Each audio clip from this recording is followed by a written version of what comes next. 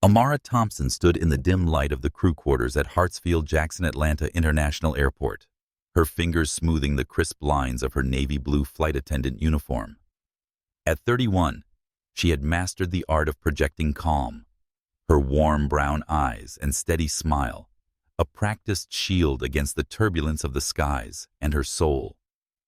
The mirror reflected a poised black woman with neatly pinned braids. Her lips painted a soft coral that hid the tremor she felt inside. 7 years of working commercial and private flights had taught her to bury the ache that flared whenever a child with dark curls boarded her plane, their laughter slicing through her like a blade. Today, that ache was sharper, a knot tightening in her chest as she prepared for a private charter to Chicago. Private flights were always different, too intimate, too revealing. With their tailored suits and expectant glances, wealthy passengers seemed to peer through her professional facade, as if they could sense the grief she carried. Amara adjusted her silver wing pin, a gift from her late mother, who had dreamed of her daughter soaring beyond the constraints of their small Georgia town. Once a symbol of freedom, the pin now felt heavy, a reminder of dreams deferred and promises broken. Flight 219 to Chicago, boarding in 20 minutes, crackled through her earpiece. Amara nodded to herself, checking her reflection one last time. Her makeup was flawless, her posture impeccable, but her hands betrayed her, trembling slightly as she tucked a stray braid behind her ear. She took a deep breath, willing the storm inside her to settle. This wasn't just another flight. The passenger manifest, handed to her by her supervisor, Captain Jenkins, held a name that stopped her heart. Nathan Caldwell. The letters burned into her mind, each a spark igniting memories she had fought to suppress. Nathan Caldwell, a white American billionaire whose name carried the weight of boardrooms and headlines, was a ghost from her past. 7 years ago, their paths had collided in a whirlwind of stolen moments, a romance that had promised forever until it shattered under the weight of reality. Amara gripped the manifest, her knuckles paling against her dark skin, her breath catching like a bird trapped in a cage. She whispered that it can't be him, though her heart knew better. Caldwell was a common enough name, but the coincidence felt too cruel to be chance. Captain Jenkins, a wiry man with a no-nonsense demeanor, glanced at her. High-profile client, Amara. Nathan Caldwell's jet. Everything needs to be perfect. His tone was clipped, unaware of the earthquake he'd just triggered. Amara nodded, her smile automatic but hollow, a mask honed by years of serving passengers while hiding her pain. "Understood, Captain," she said, her voice steady despite the chaos. She moved toward Gate 12, her heels clicking against the polished floor, each step a countdown to a moment she had both dreaded and longed for. The private jet waited, its sleek exterior gleaming under the morning sun, symbolizing wealth and escape. Inside, the cabin was a study in luxury, cream leather seats, polished walnut accents, and expansive windows that promised a world beyond reach. Amara busied herself with pre-flight checks, arranging the refreshment cart with mechanical precision, her hands moving to keep her mind from spiraling. The scent of lavender, her signature perfume, clung to her, a quiet rebellion against the sterile environment. Amara's life outside the skies was vibrant, a tapestry woven with purpose despite her loss. In Atlanta, she volunteered at her church's community center, teaching Sunday school to kids whose laughter both healed and haunted her. She was halfway through nursing school, a dream her mother had nurtured, pushing Amara to build a service life. Her small apartment, filled with books and framed photos of her church group, was a sanctuary, but it couldn't fill the void left by the daughter she'd held for only 3 hours. That loss lived in her bones, a silent ache that surfaced in quiet moments, like now, as she stood in the galley, waiting for the inevitable. The footsteps on the jet's stairs snapped her back to the present. Her pulse quickened, a drumbeat of anticipation and fear. She didn't need to turn to know who was boarding. His presence filled the cabin like a gathering storm, electric and undeniable. Amara steeled herself, her training anchoring her as she prepared to face Nathan Caldwell, the man who had once held her heart and then broken it, taking with him the most precious piece of her soul. The air grew heavy, the weight of 7 years pressing down, and she knew this flight would be unlike any other. A journey not just to Chicago, but into the past she had tried so hard to leave behind. The hum of the private jet's engines vibrated through the cabin, a low pulse that matched the rhythm of Amara Thompson's racing heart. She stood at the entrance, her Navy uniform crisp, her smile a practiced veil over the storm brewing.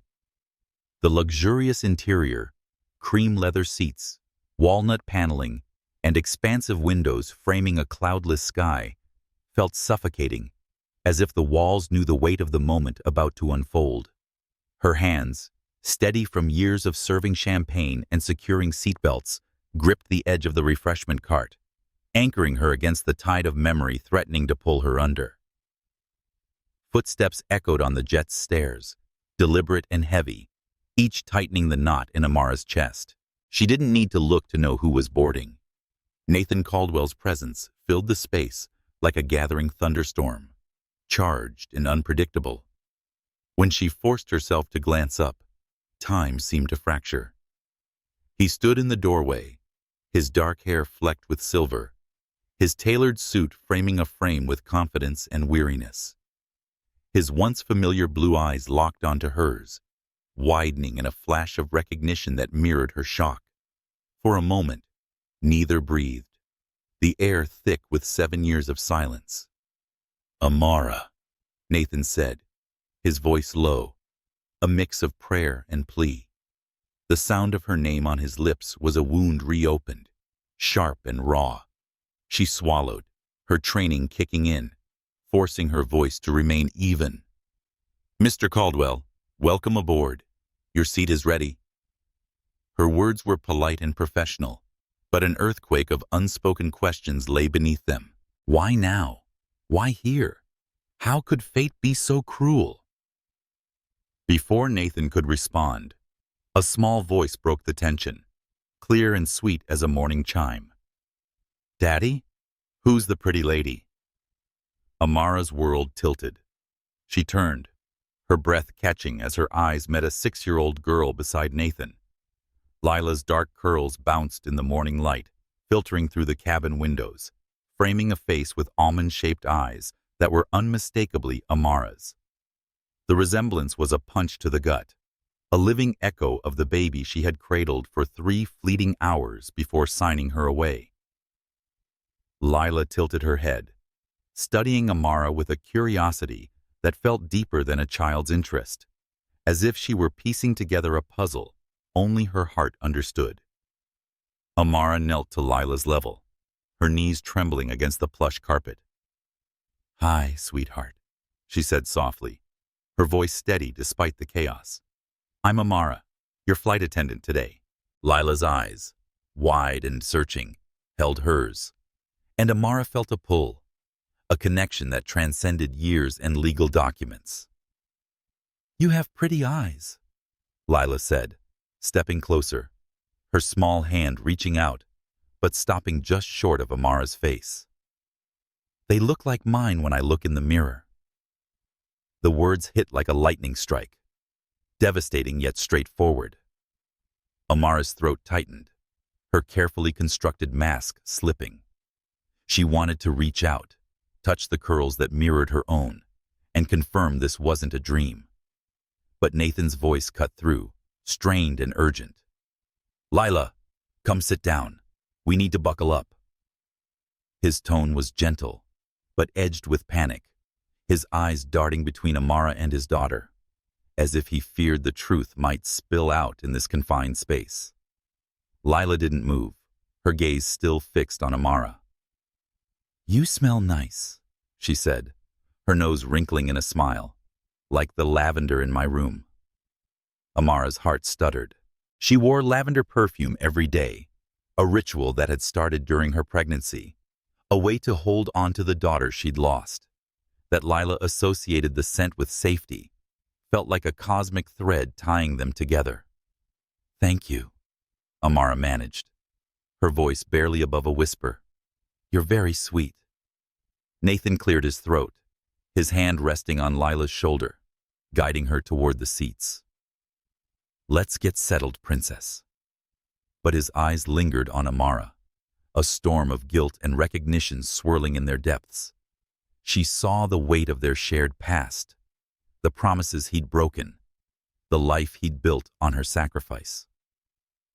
As Lila settled into her seat, clutching a worn stuffed rabbit, Amara retreated to the galley, her hands shaking as she gripped the counter. The jet's engines roared to life, signaling takeoff, but her mind was grounded in the moment that had just shattered her carefully rebuilt world. Through the small galley window, Chicago's skyline loomed in the distance, a city of possibilities and pain. Amara closed her eyes, the memory of Lila's eyes, her eyes, burning behind her lids. This wasn't just a flight. It was a collision of past and present, a chance encounter that felt orchestrated by something greater. As the plane climbed into the sky, Amara knew one thing with absolute certainty. The truth, long buried, was clawing its way to the surface, and nothing would be the same when they landed. The private jet hummed at 35,000 feet, slicing through the sky toward Chicago. But for Amara Thompson, the world had narrowed to the small figure seated 10 rows ahead. The cabin's opulence, soft leather seats, gleaming wood trim, and the faint glow of ambient lighting felt like a gilded cage, trapping her in a moment that was both a dream and a nightmare. She moved through her duties with mechanical grace, offering water, adjusting cabin lights, and wearing her Navy uniform as a shield against the emotions threatening to spill over. Her eyes drifted to Lila, who sat beside Nathan Caldwell every few seconds, her dark curls catching the sunlight streaming through the window. Lila was coloring in a book, her tongue peeking out in concentration as she filled in a butterfly's wings. The sight pierced Amara's heart, a reminder of the daughter she'd held for 3 fleeting hours, whose tiny fingers had once gripped hers before being taken away. Now, Lila's presence was a living echo, her every gesture a mirror of Amara's childhood habits, down to how she tilted her head when lost in thought. Amara clutched the edge of the refreshment cart, steadying herself against the wave of longing that threatened to unravel her. "Daddy, look at my butterfly." Lila's bright and clear voice cut through the cabin's quiet hum. Nathan leaned over, his smile warm but strained, as if he were balancing on a tightrope. "It's beautiful, princess," he said, his tone gentle, but his eyes flickering toward Amara, wary and weighted with guilt. Amara busied herself with the cart, arranging napkins she'd already straightened, but Lila's following words stopped her cold. "Miss Amara, do you like butterflies?" Amara turned, her heart lurching at the direct address. Lila looked at her, her almond eyes wide with curiosity, holding up the coloring book like an offering. Amara carefully crossed the cabin, her steps as if approaching a fragile treasure. "I love butterflies," she said, kneeling beside Lila's seat. "Yours is stunning. Those wings look ready to fly." Her voice was soft and steady, but inside, she was trembling, every word a step closer to a truth she couldn't yet speak. Lila beamed, her smile lighting up the cabin. "Butterflies make me happy. Daddy says they mean change is coming." She paused, her gaze locking onto Amara's. "Your eyes look like mine when I'm sad. Are you sad?" The question was so direct and innocent that it felt like a physical blow. Amara's breath caught, her carefully maintained composure cracking. She glanced at Nathan, who sat frozen, his hand tightening around his empty glass, his jaw set as if bracing for impact. "Sometimes," Amara said, her voice barely above a whisper, "grown-ups get sad about things they can't fix." She reached out, stopping short of touching Lila's curls, afraid the contact would break her. Lila tilted her head, studying Amara with an intensity that felt beyond her years. "You smell like lavender," she said suddenly. "I have a lavender plant in my room because it makes me feel safe. Daddy got it for me when I had bad dreams." Amara's heart stuttered. Lavender had been her scent since her pregnancy, a choice made to soothe the daughter growing inside her. That Lila associated it with safety was a thread connecting them across years of separation, a bond that legal papers couldn't sever. Amara said, "That's a lovely coincidence," her smile fragile but genuine. "Lavender's remarkable to me, too." Nathan shifted in his seat, his discomfort palpable. "Lila, why don't you finish your coloring?" he suggested, his voice tight, his eyes pleading with Amara to retreat. But Lila ignored him, her small hand reaching out to touch Amara's silver wing pin, pinned to her uniform. "This is pretty," she said. "It's like you're a bird, not a butterfly. Do you fly away a lot?" The question, innocent yet piercing, cut to the core of Amara's loss. The years she'd spent in the sky, running from the ground where her heart had been buried.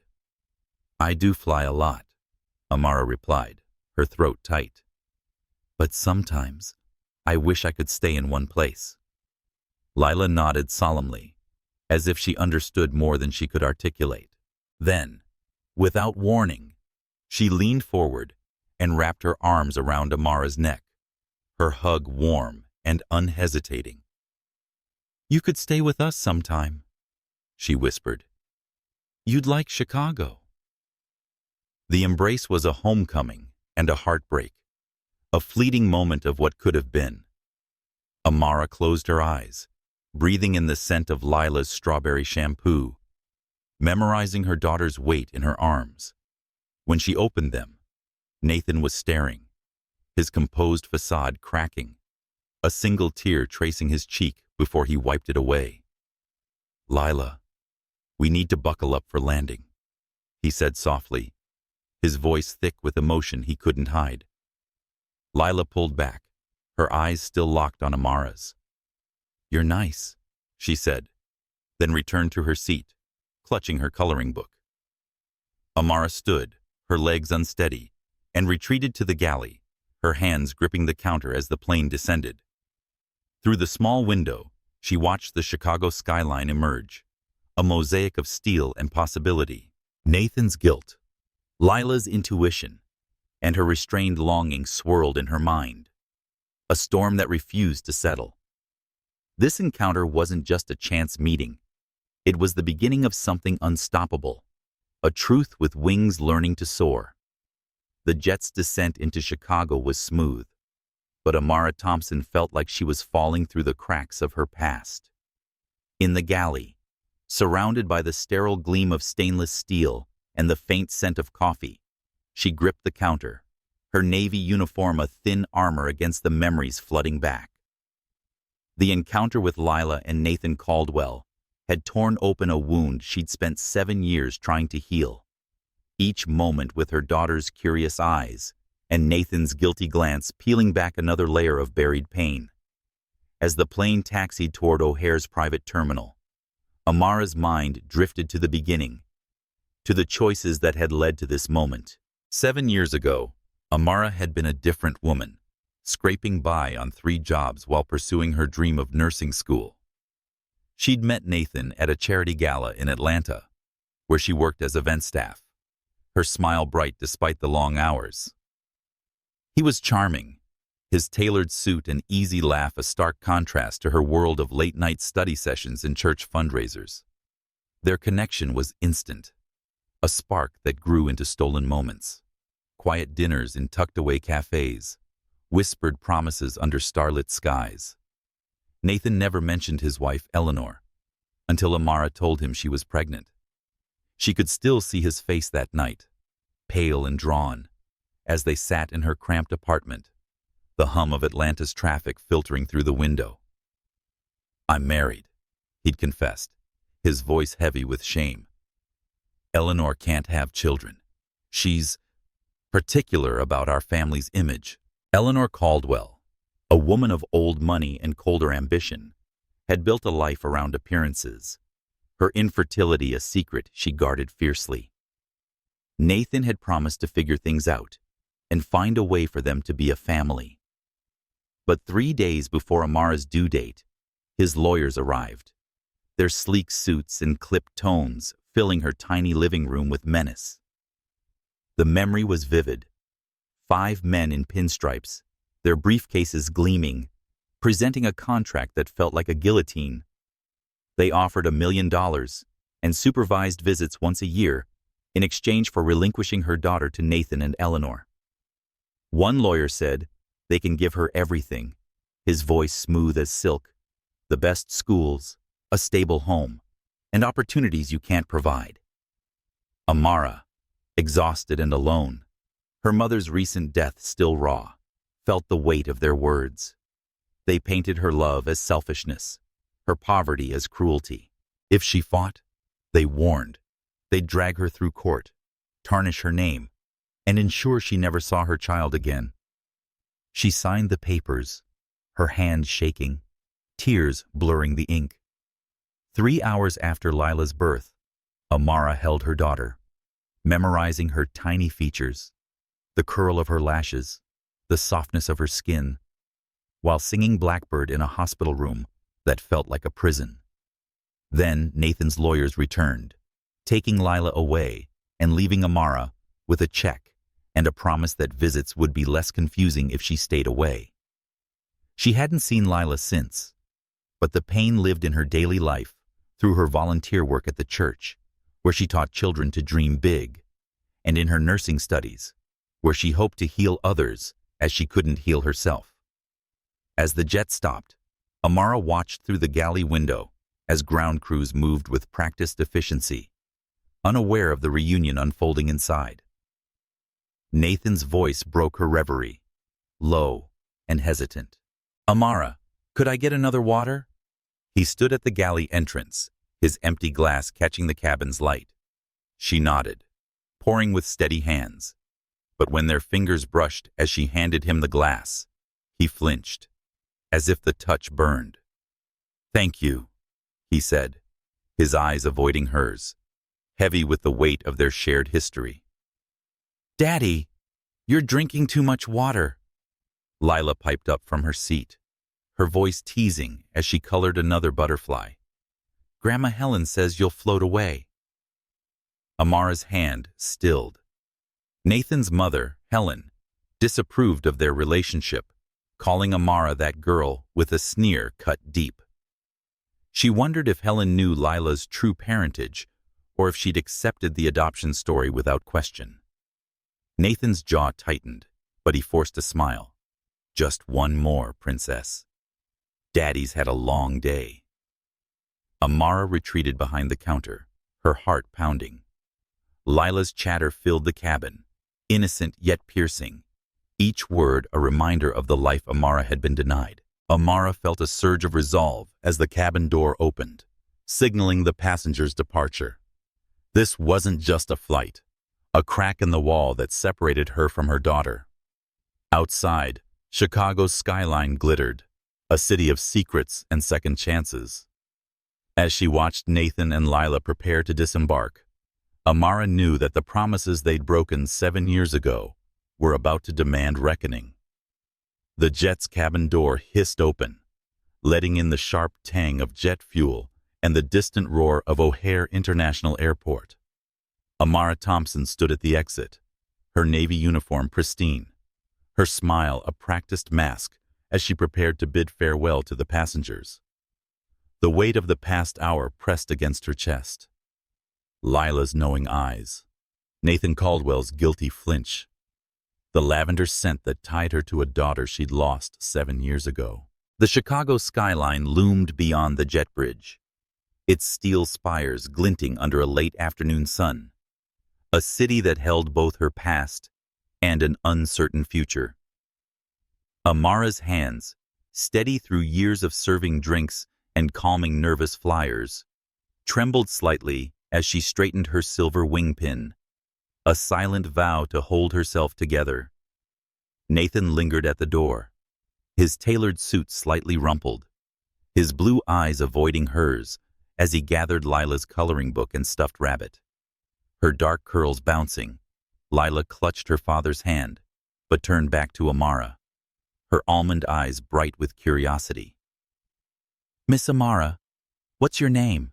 she asked, her voice cutting through the hum of the ground crew outside. The question was simple, but it landed like a spark in dry grass, igniting the tension in the cabin.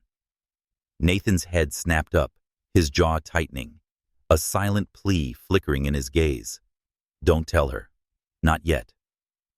Amara's heart pounded, each beat a drum roll of decision. She could lie, preserve the fragile wall Nathan had built around their shared secret, or take a step toward the truth.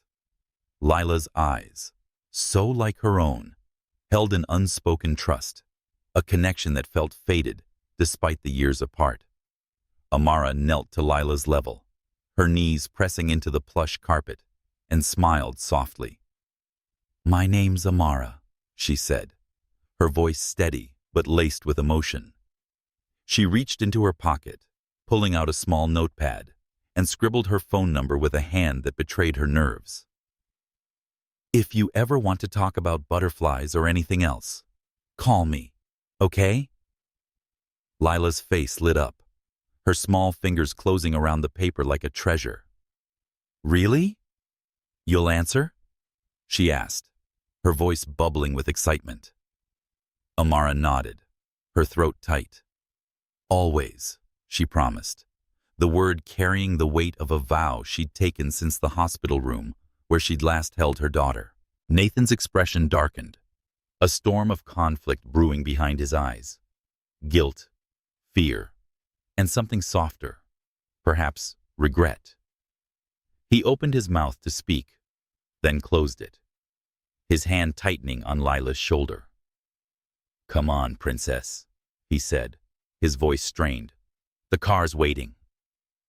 Lila hesitated, clutching the notepad, then stepped forward and hugged Amara again, her small arms wrapping around her neck. "I like you," she whispered, her breath warm against Amara's ear. "You feel like someone I've always known." The words were a dagger and a lifeline, cutting through Amara's defenses while anchoring her to this moment. She hugged Lila back, memorizing the feel of her daughter's warmth, the scent of strawberry shampoo mingling with her lavender perfume. "I like you too, sweetheart," she murmured, her voice catching. Nathan cleared his throat, breaking the spell. "Lila, we need to go." His tone was gentle but firm, his eyes darting to Amara with a mix of warning and resignation. Lila pulled back, waving the notepad like a flag. "I'm gonna call you, Amara," she declared, skipping toward the jet bridge. Nathan followed, his shoulders tense, but he paused at the door, glancing back. "Amara," he said quietly, his voice barely audible over the airport's din. It isn't very easy." He didn't wait for a reply, disappearing into the jet bridge with Lila, leaving Amara alone in the empty cabin. She stood frozen, the silence pressing against her like a living thing. Her hand closed around the silver wing pin, its edges biting into her palm. Giving Lila her number was a risk, a defiance of the boundaries Nathan and his lawyers had set 7 years ago. But it was also a bridge, a fragile thread connecting her to the daughter she'd never stopped loving. She watched a black sedan pull from the terminal through the galley window, returning Lila to a life built on her absence. Chicago's skyline stretched beyond, its lights flickering like possibilities, each one a question. Would Lila call? Would Nathan allow it? Could the truth, once buried, ever stay hidden? Amara gathered her things, her movements slow and deliberate. The notepad in her pocket felt like a message in a bottle, cast into an ocean with no guarantee of reaching shore. But Lila's hug, her whispered words, had kindled a spark of hope, a dangerous, stubborn hope that refused to be extinguished.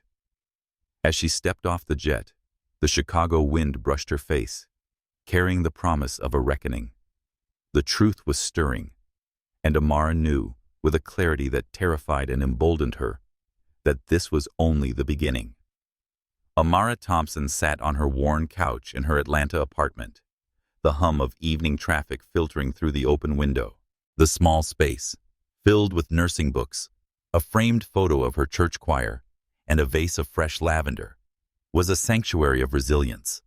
Yet it felt emptier since her encounter with Lila on the flight to Chicago. Her Navy uniform hung in the closet, replaced by a soft sweater, but the silver wing pin rested on the coffee table, glinting in the lamplight like a beacon of unfinished business. 3 days had passed since she'd slipped Lila her phone number, a fragile bridge cast across years of separation. Each notification on her phone sent her heart racing, but the screen remained stubbornly silent, each unanswered moment a reminder of the risk she'd taken. In Atlanta, Amara's life was woven with purpose beyond her grief. She spent Sundays teaching kids at her church's community center, their laughter a bittersweet echo of the daughter she'd lost. Her nursing studies, funded by late-night shifts and scholarships, were a tribute to her mother's belief in healing others. Yet, no amount of purpose could fill the void left by Lila, whose dark curls and knowing eyes had rekindled a hope Amara had buried long ago. She clutched a mug of chamomile tea, now cold, staring at her phone as if willing it to ring, the notepad's absence in her pocket a constant ache. The phone buzzed, shattering the silence. An unfamiliar Chicago number flashed on the screen, and Amara's breath caught. She answered, her voice a whisper. "Hello?"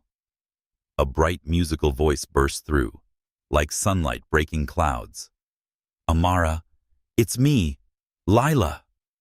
Amara closed her eyes, pressing the phone closer, as if she could pull her daughter through the line.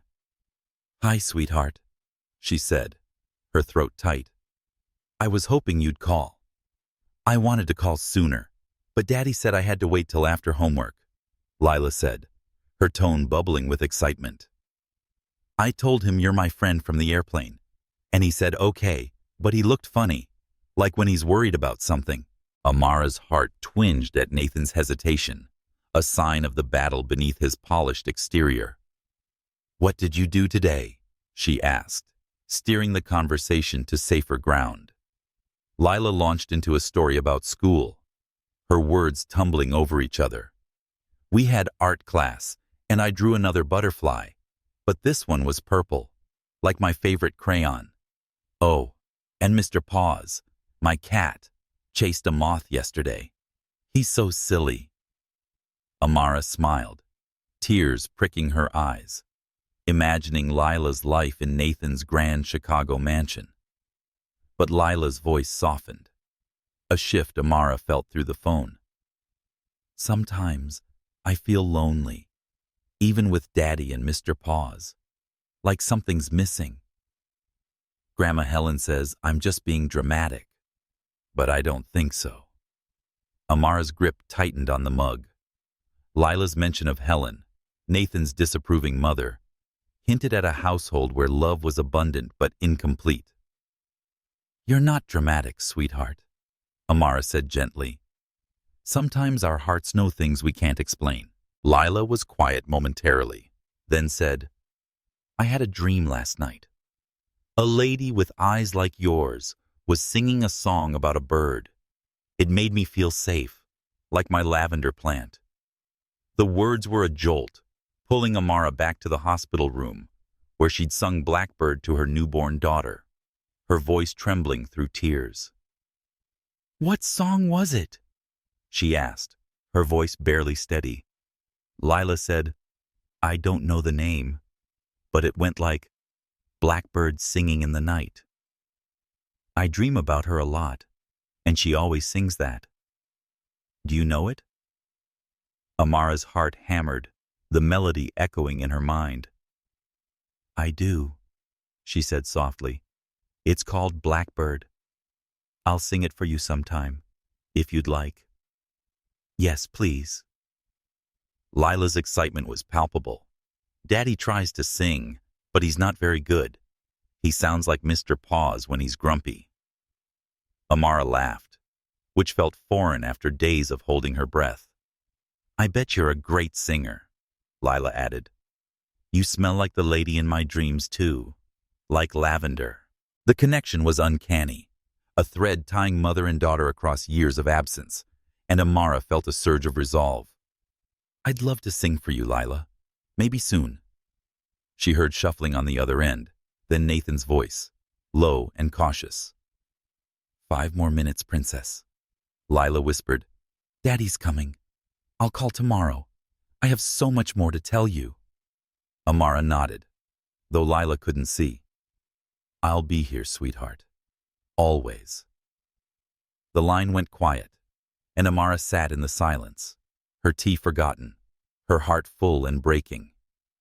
Lila's dreams, loneliness, an intuitive grasp of something missing were cracks in the wall Nathan had built, and Amara knew she couldn't let them close again. Amara Thompson stood outside the law office of Keisha Bennett in Atlanta's legal district, the glass towers around her reflecting a late morning sun that did little to warm the chill in her bones.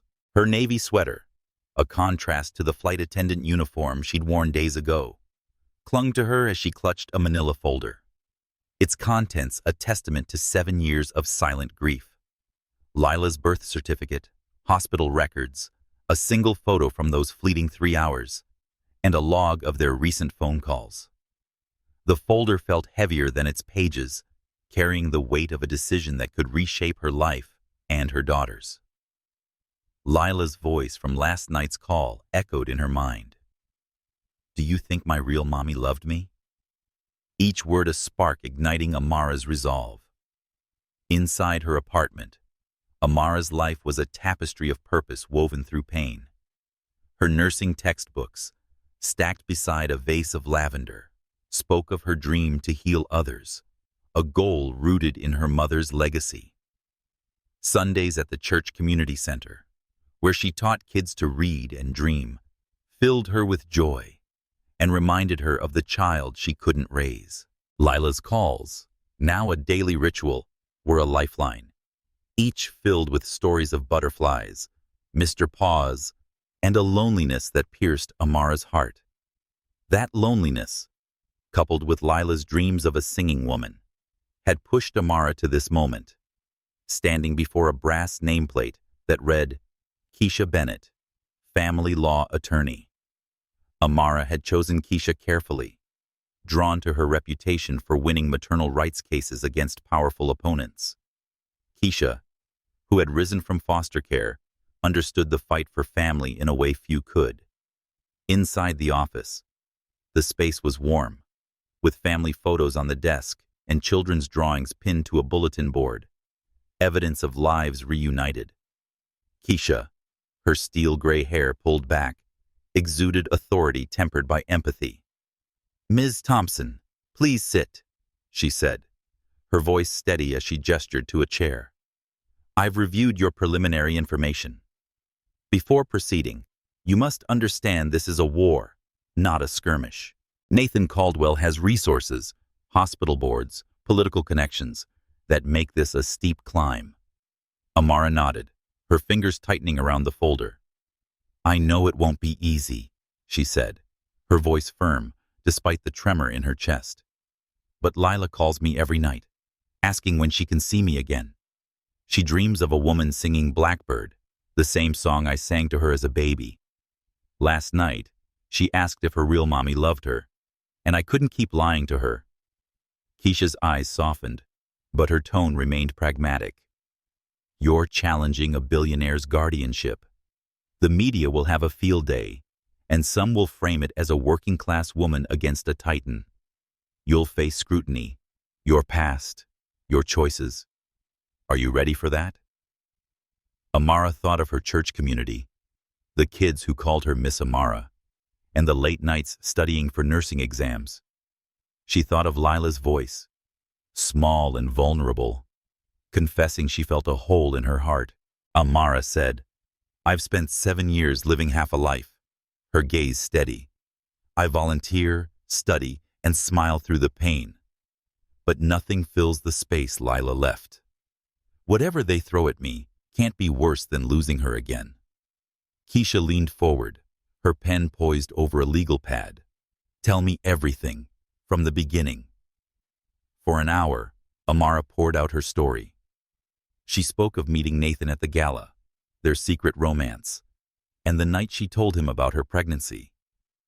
His promises had crumbled under Eleanor's insistence on adoption, her need to maintain their family's legacy. The lawyers had descended days before Lila's birth, offering money and threats, painting Amara's love as inadequate against their wealth. "I was alone, grieving my mother, working 3 jobs," Amara said, her voice steady but raw. "They said if I fought, they'd destroy me in court. Ensure I never saw her. I signed because I believed I wasn't enough." Keisha examined the hospital bracelet Amara placed on the desk, and a tiny relic was marked, "Baby Girl Caldwell." "She said you didn't permanently sign away your parental rights," her eyes sharp. "This was a custody agreement under duress, not an adoption. Legally, you're still her mother, and we can challenge this." Amara's breath caught, hope flickering like a flame in the wind. "What are our chances?" she asked. Keisha's smile was resolute. "With your documentation and Lila's clear attachment, we have a case. But Nathan's influence means we'll need to be strategic. Media attention could complicate things, especially with public perceptions at play." Amara nodded, thinking of Lila's laughter, dreams, and need for a mother. "I don't need it to be easy," she said. "I need to be honest with Lila." Keisha closed her laptop with a decisive snap. "Then let's fight for her. We'll file for custody modification and supervised visitation to start. Be prepared. This will change your life." As Amara left the office, her steps were purposeful and her phone buzzed. A text from Lila's new Chicago number. "Amara, can you call tonight? I miss you." Amara smiled, typing back, "Always, sweetheart." The war was coming, but for the first time, Amara felt ready to fight. Nathan Caldwell stood in the study of his Lakeshore Drive mansion, the limestone walls and floor-to-ceiling windows framing Lake Michigan's restless waves. The room, lined with leather-bound books he'd never read, and awards for philanthropy that felt hollow, was a fortress of his own making.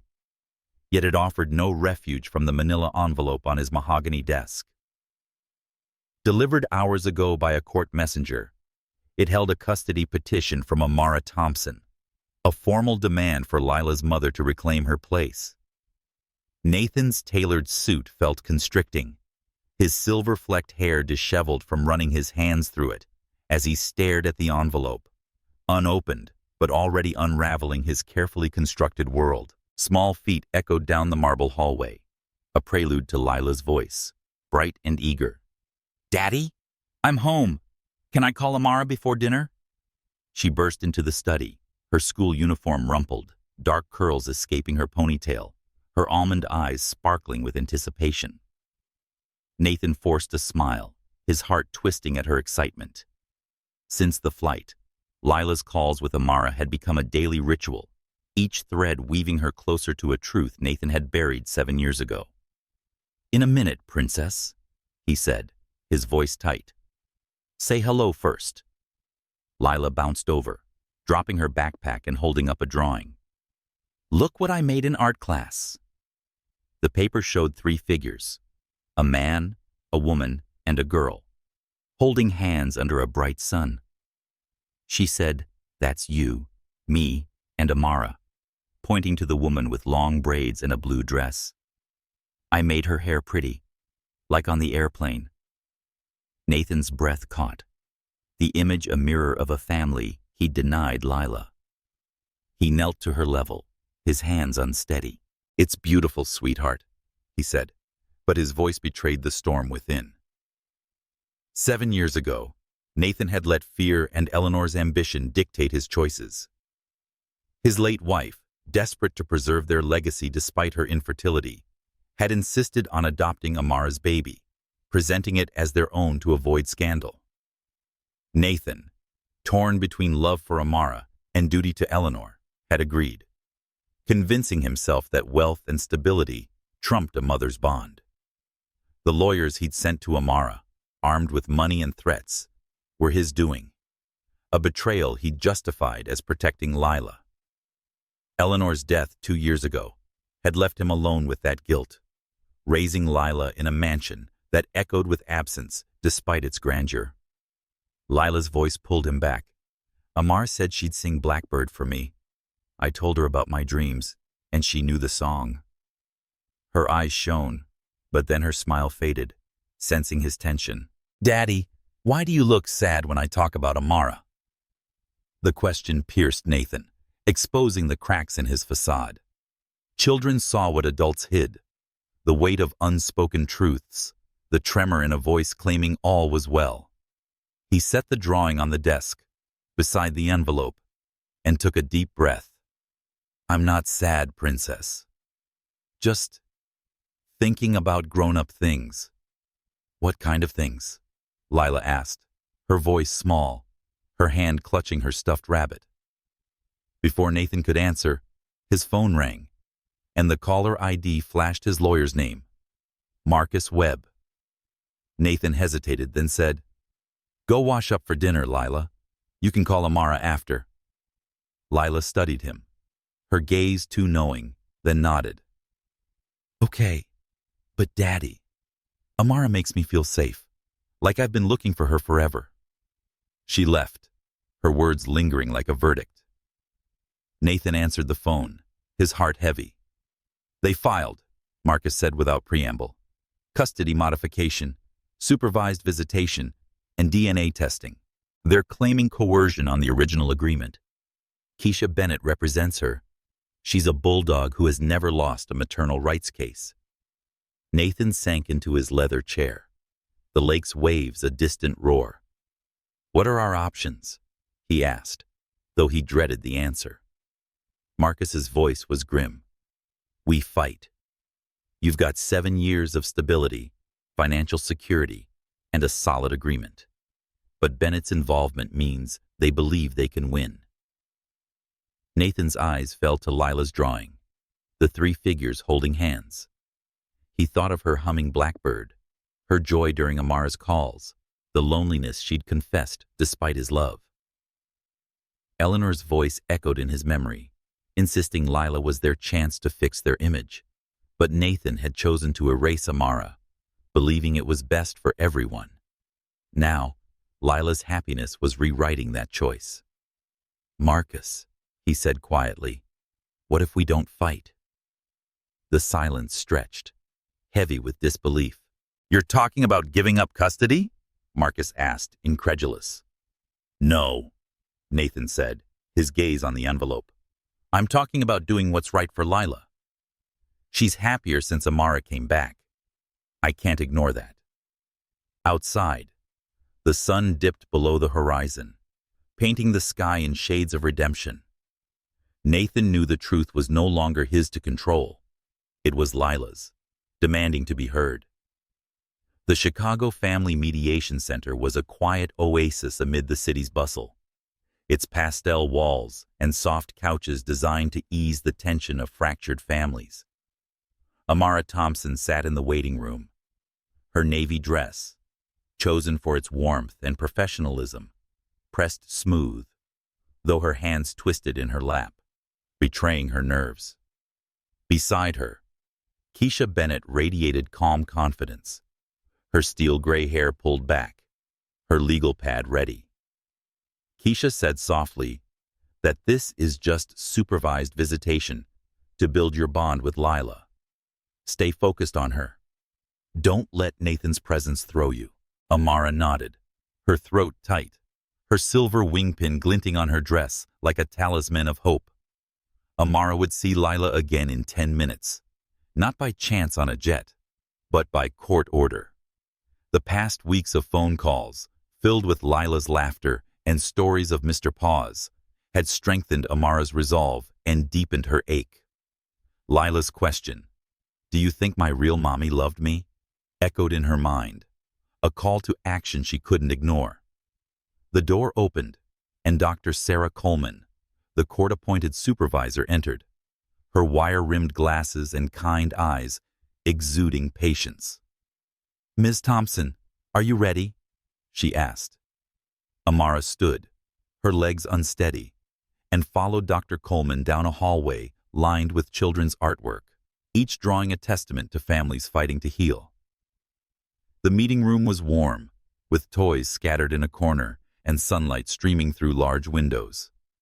Amara sat on a couch, her heart pounding as Dr. Coleman settled into a chair with her clipboard. "Follow Lila's lead," she advised. "This is about her comfort." The door opened again, and Amara's breath caught. Nathan entered, his tailored suit crisp, but his face drawn, shadows under his blue eyes suggesting sleepless nights. Behind him was Lila, clutching her worn stuffed rabbit, her dark curls bouncing as she scanned the room. When her almond eyes met Amara's, they lit up like fireworks, and she broke free from Nathan's hand, running across the room. "Amara!" Lila launched into Amara's arms, her hug fierce and unhesitating. Amara held her tightly, breathing in the familiar scent of strawberry shampoo, her heart swelling with a love too big for words. "You're here," Lila said, her voice muffled against Amara's shoulder. "I thought you were just in my dreams." Amara's eyes stung, but she smiled, stroking Lila's curls. "I'm here, sweetheart. Here." Lila pulled back, her small hands framing Amara's face. "You look prettier than on the phone, like my dream lady." Nathan stood by the door, his posture rigid, as if bracing for a storm. Dr. Coleman took notes, her expression gentle but observant. Lila tugged Amara to the play area, chattering about school and a new book about butterflies. "I drew you something," she said, pulling a folded paper from her backpack. The drawing showed 3 figures holding hands: a man, a woman with braids, and a girl, under a purple sun. "That's you, Daddy. And me," Lila said, pointing. "Families hold hands, right?" Amara's throat closed, the drawing a mirror of a truth she longed to claim. Nathan approached slowly, his hands clasped tightly. "Lila, why don't you show Amara your butterfly book?" he suggested, his voice strained. But Lila, sensing the room's tension, climbed onto Amara's lap, her rabbit tucked under her arm. "Amara, I hum your song all the time. Blackbird. It makes me happy." The mention of the song, sung to Lila in the womb, broke something in Amara. She glanced at Nathan, seeing his jaw work, his eyes glistening with unshed tears. Dr. Coleman cleared her throat. "Lila, you seem very comfortable with Amara. How does that feel?" Lila snuggled closer, her voice soft but certain. "Like I was missing a piece, and now I found it."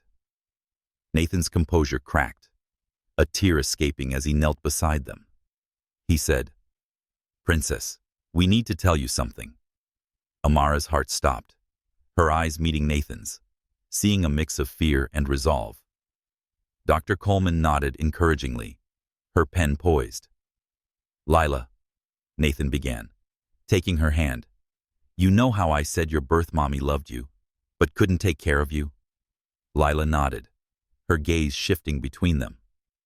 "The truth is, she never stopped loving you. Amara. She's your real mommy. She carried you, sang to you, and has missed you daily." The words hung in the air, fragile and profound. Lila's eyes widened, processing the revelation. "You're my mommy?" she whispered, turning to Amara, her voice trembling with awe. "Yes, sweetheart," Amara said, tears streaming down her face. "I've always been your mommy, even when I couldn't be with you." Lila's small hand touched Amara's cheek. "Why didn't you come before?" The question was a knife, but Amara met it with honesty. "Daddy and I thought you'd be happier with him, where you'd have everything you needed. But I needed you too." Lila's eyes filled with tears. "I needed my mommy. That's why I dreamed of you." She hugged Amara tightly, and momentarily, the world was reunited with them, mother and daughter. Nathan's voice broke the silence. "I'm sorry, Lila. I thought I was protecting you, but I was wrong." Lila reached for his hand, holding both parents. "I love you both," she said. The room felt sacred, the truth a bridge spanning 7 years of loss. Outside, Chicago hummed, but inside, a family was reborn. Amara Thompson stood in the kitchen of her new Chicago apartment, the scent of baking cornbread mingling with the lavender sprig on the counter. The modest, 2-bedroom space, a far cry from Nathan Caldwell's Lakeshore Drive mansion, was warm with personal touches. Nursing textbooks on a shelf, a church choir photo on the fridge, and Lila's butterfly drawings pinned to a corkboard. 3 months had passed since the mediation session, where Nathan revealed Amara as Lila's mother, and their lives had shifted into an unconventional rhythm of shared custody. Amara had taken a leave from her flight attendant job, a decision that stretched her savings, but felt vital to be near Lila. Her church community in Atlanta had sent care packages, their support a lifeline as she navigated this new chapter. Lila's laughter echoed from the living room, where she sat cross-legged, braiding Amara's hair with clumsy but earnest fingers.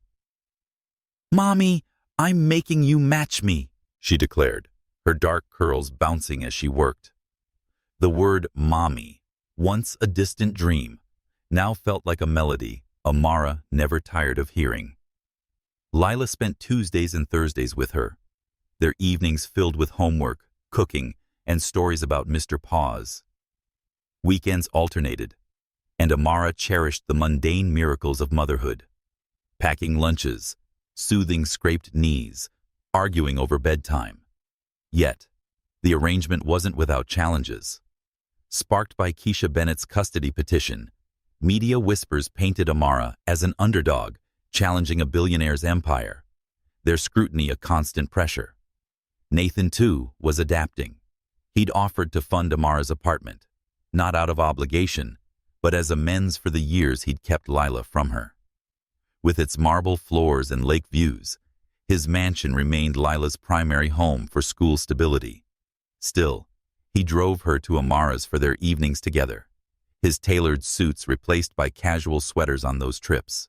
His transformation, sparked by Lila's joy during Amara's calls and cemented by the mediation, was evident in his willingness to cooperate. Yet, he carried a quiet guilt, visible in how his blue eyes softened when he saw Lila with Amara, as if witnessing a bond he'd once severed. Today, Lila showed Amara a new drawing, a butterfly with purple wings soaring over a house with 2 doors. She explained that this is your house and Daddy's, her almond eyes bright. "I go back and forth, like a butterfly flying between flowers." Amara's heart swelled, but a pang followed. Lila's ease with their arrangement was a gift, but her words hinted at the complexity of her young world. "Do you like having 2 houses?" Amara asked, tucking a curl behind Lila's ear. Lila nodded, then paused, clutching her stuffed rabbit.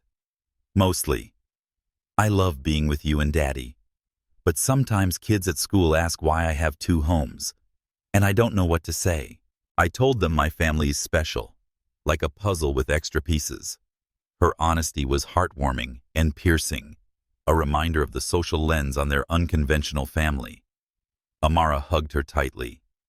"You're right, sweetheart. Our puzzle's unique, and that makes it beautiful. The doorbell rang, and Nathan appeared, his silver-flecked hair catching the evening light. "Ready, princess?" he called, but his gaze lingered on Amara, a mix of gratitude and caution. "Dinner smells amazing," he said, nodding at the cornbread. Amara smiled, a tentative bridge between them. "Join us," she offered, a gesture that had become routine. Nathan hesitated, then nodded, sitting at the small table as Lila set an extra place. The meal was simple: cornbread, greens, and chicken. But the warmth of their shared laughter filled the room, a stark contrast to the media's murmurs about their controversial arrangement. As Lila chattered about school, Nathan spoke quietly to Amara. "The press is digging," he said, his voice low. "They're calling it a custody battle despite our agreement. I've hired a PR team to keep it quiet, but it might get louder." Amara's stomach tightened, and the weight of public scrutiny became a new hurdle. "I expected it," she said, her voice steady. "But Lila's worth it." Nathan nodded, his jaw tight. "She's thriving with you. I see it every day. I'm sorry it took me so long to see what she needed." Lila, sensing the shift, climbed onto Nathan's lap. "Daddy, tell Mommy about the pancake contest," she said, her eyes dancing. Nathan chuckled, the tension easing. "He said we had a kitchen disaster last weekend," glancing at Amara. "Lila's convinced she's a better chef than I." Amara laughed, the moment a snapshot of their new normal. Imperfect, challenging, but built on love. As they cleared the table, Lila hummed Blackbird, her voice a thread weaving their fractured past into a hopeful future. The Chicago courtroom was a quiet contrast to the city's bustle, its oak-paneled walls and high windows lending a solemn air to the proceedings. Amara Thompson sat at the plaintiff's table, her navy dress, now a symbol of new beginnings, pressed smooth, her silver wing pin glinting under the fluorescent lights. Beside her, Keisha Bennett arranged legal documents with practiced calm, her steel-gray hair catching the light. Nathan Caldwell sat across the aisle, his tailored suit crisp, but his posture softened, a far cry from the guarded man Amara had faced on the jet months ago. The air held a fragile hope between them, tempered by the weight of their shared past. 3 months had transformed their battle into a partnership. Amara's Chicago apartment, with its lavender sprigs and Lila's drawings, was now a second home for their daughter. Nathan's mansion remained Lila's school week base, but their coordinated routine, Tuesday and Thursday dinners with Amara, alternating weekends, had brought Lila a joy that radiated in her laughter. The media, however, hadn't relented, their headlines framing Amara as a bold challenger to Nathan's wealth, some laced with undertones that questioned her motives. Amara bore the scrutiny, focusing on Lila's smile and the daily calls that ended with, "I love you, Mommy." Dr. Sarah Coleman, the court-appointed supervisor turned family counselor, sat in the gallery, her wire-rimmed glasses reflecting the light as she reviewed notes from their mediation sessions.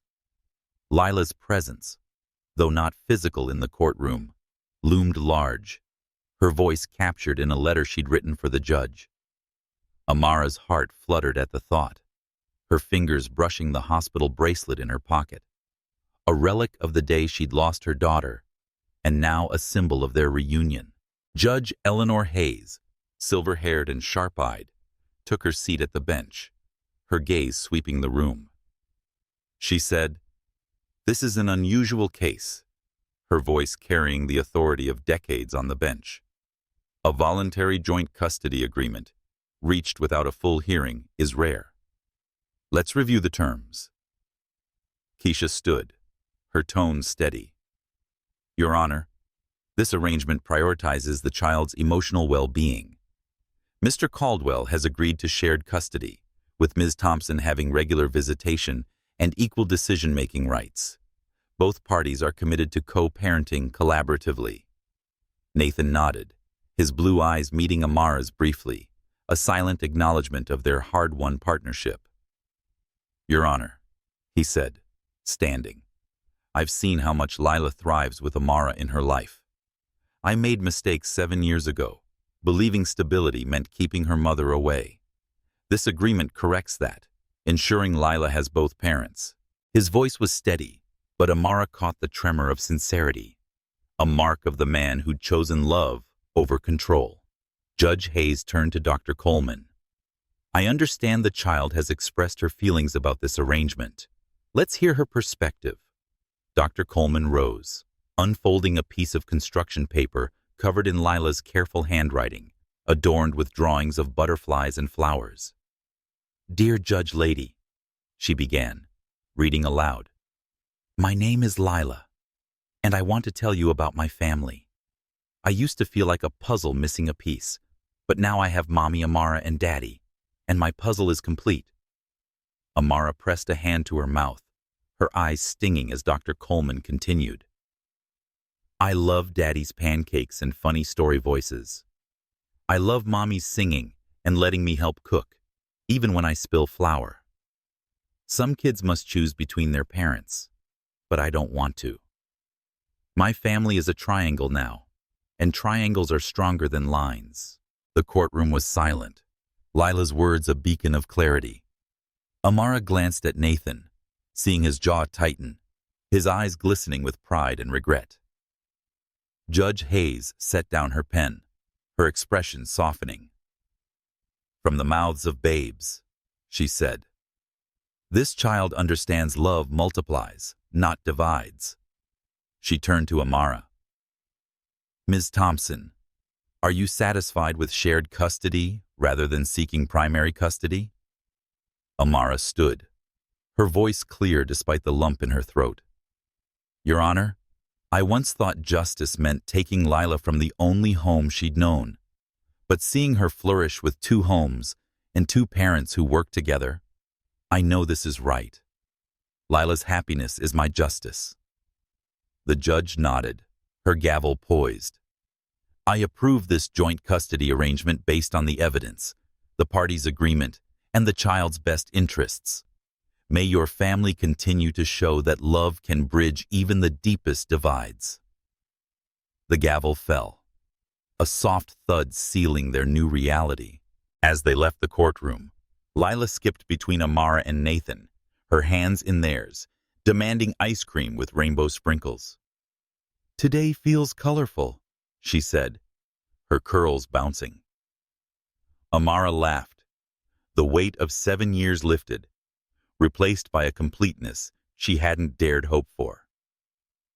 The auditorium at Lincoln Elementary School buzzed with the vibrant chaos of a spring talent show, folding chairs filled with parents wielding phones to capture fleeting moments. Amara Thompson sat in the 3rd row, her navy dress, now a hallmark of new beginnings, smoothed nervously, her silver wing pin catching the stage lights. Beside her, Nathan Caldwell fidgeted with his tie, his usual composure replaced by the anxious pride of a father awaiting his daughter's performance. Dr. Sarah Coleman, now more family friend than court supervisor, sat between them, her wire-rimmed glasses glinting as she squeezed Amara's hand. She whispered that Lila would shine, her smile warm with shared history. A year had passed since the courtroom sealed their joint custody, a period of small miracles and hard-won balance. Amara's Chicago apartment was adorned with Lila's drawings and nursing textbooks, and was a second home where mother and daughter cooked, laughed, and braided hair. With its lake views and marble floors, Nathan's mansion anchored Lila's school weeks, but his cooperation, driving her to Amara's, sharing bedtime stories, had woven a new family tapestry. The media's scrutiny, though persistent, had faded to a murmur, their headlines no match for Lila's radiant joy. Amara's church community, which was constantly supported, sent letters celebrating her courage while her nursing studies progressed, a dream she balanced with motherhood. On stage, Lila's second-grade teacher, Mrs. Peterson, stepped to the microphone. Next, Lila Caldwell performs an original song about family. Let's give her a warm welcome. Amara's breath caught as Lila walked out, her dark curls bouncing, and she was wearing a white dress with butterfly embroidery, a gift from Amara that had become her favorite. Clutching her worn stuffed rabbit, Lila stood tall, her almond eyes scanning the crowd until they found Amara, Nathan, and Dr. Coleman. Her smile, bright as a sunrise, steadied Amara's racing heart. "Hi, everyone," Lila said into the microphone, her voice clear despite the packed room. "I wrote this song about my family because some families look different, and I want other kids to know that's okay." Amara felt Nathan's hand brush hers, their fingers intertwining, a gesture honed through months of parent-teacher meetings and shared moments. Lila began to sing, her voice sweet and true. "Some families have one house, some have two, some have one parent. Mine has a few. Mommy sings Blackbird. Daddy makes pancakes at dawn. Together they cheer me. They help me be strong. I've got 2 bedrooms, 2 places to stay. But love holds us close, no matter the way. If your family's different, don't let it feel small. Love makes it special, the best gift of all." The auditorium erupted in applause, but Amara barely heard it, her eyes fixed on Lila's radiant face, searching the crowd for her parents. Lila bounded off stage, launching into Amara's arms, then Nathan's, creating their signature group hug. "Did you like it?" she asked, curls tickling Amara's cheek. "I wrote it myself, but Mommy helped with rhymes, and Daddy practiced the melody with me." Amara's throat tightened. "It was perfect, sweetheart," she said, her voice thick. Nathan nodded, his eyes bright. "The most beautiful song I've ever heard."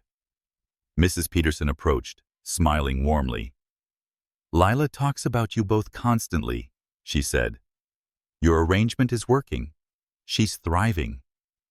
Later, at their favorite Italian restaurant, Lila recounted her performance between bites of spaghetti, her enthusiasm infectious. Nathan and Amara exchanged a look, a silent acknowledgement of their partnership, forged through love and sacrifice.